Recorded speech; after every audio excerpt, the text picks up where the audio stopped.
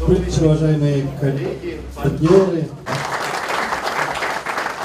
Ар дайым жаңылануу жана изденүү үстүндө жүргөн Бакай банкынан кайрадан жагымдуу жаңылык. Бул коммерциялык банкта Ислам финансылык борбору ачылды. Анда эл аралык шарият стандарттарына ылайык каржылоо принциптери менен өз кардарларына финансылык кызматтардын көптөгөн түрү сунушталат.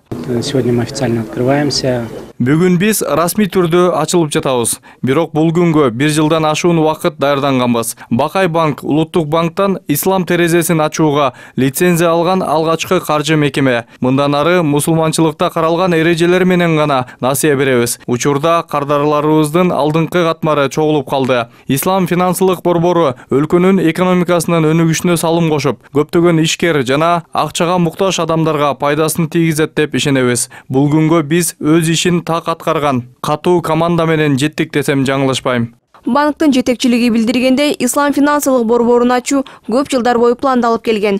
Банк бүткүл шериктештик өлкөлөрү арасында алгачкылардан болуп Ислам терезесин ачты. Ислам финансылык борборунда бүткүл тиричилик техникасынан тарта автоунаа, турак-жай сыяктуу кыймылсыз мүлк жана бизнес ачууга чейин мүмкүнчүлүк түзүлгөн. Ал үчүн болгону тийиштүү документтер жана кардардын насыяны төлөөгө жөндөмдүүлүгүн тастыктаган кагаз болуусу шарт. Башка банктардан Ислам финансылык борборунун негизги өзгөчөлүгү сүткорчулукка жол берилбейт. Сделкаларга толугу менен банк өзү катышат.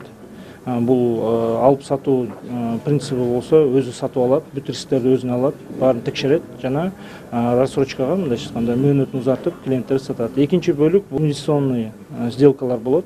Мудар, мушарак жана аттары ар кандай. Булар болсо толугу мындай принципи айтсак, банк толугу менен ошол компания болобу, проект болобу пайда зыянына катышып ичине кирет да. Ушунусу менен кадимки банктардан айырмаланат. Ислам финансылык борборунан бардык каалоочулар туткан динине карабай насыя ала алышат. Болгону кардар каражатка эл аралык шарият стандарттарында тыюу салынбаган товарларды сатып алуусу шарт. Учурда Ислам финансылык борбору бир гана мусулман өлкөлөрүндө эмес, бүткүл дүйнө жүзү боюнча кеңири жайылууда. В исламском мире это уже не новая тема.